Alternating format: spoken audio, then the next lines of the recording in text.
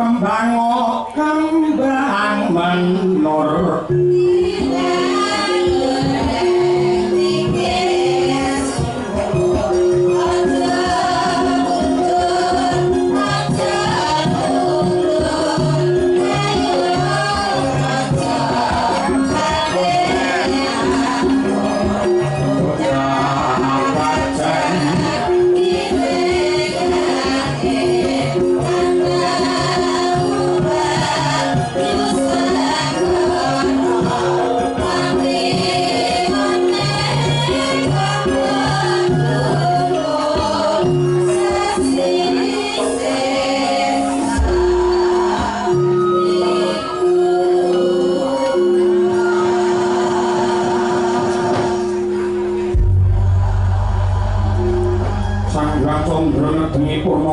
semunar kenyari kaya ngliling bawana kalatiku abdi semunar ngrenggani ngantarik swami windhaing swasaning wanci dalu ora kaya papura kawan ing sami gegojekan angrengga endahing putri saking Surakarta.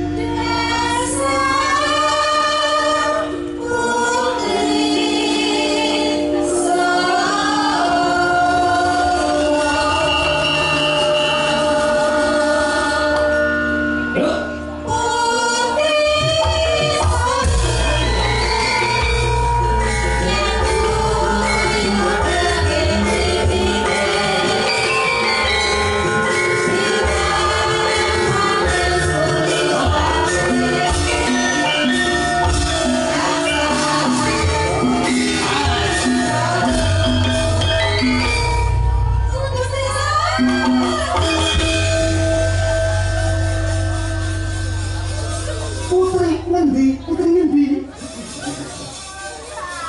Ayo apik Putri Solo. Putri Solo. Nah, ya piye? Seger ki mau kepenak ya, Tru. Nah iya, wah luar biasa. Bisa kurang sak lakon, Bro. Bro. Kuwi sanggeni ratu. Iki mau nembe lahir jadi engko ratu. Ha iya.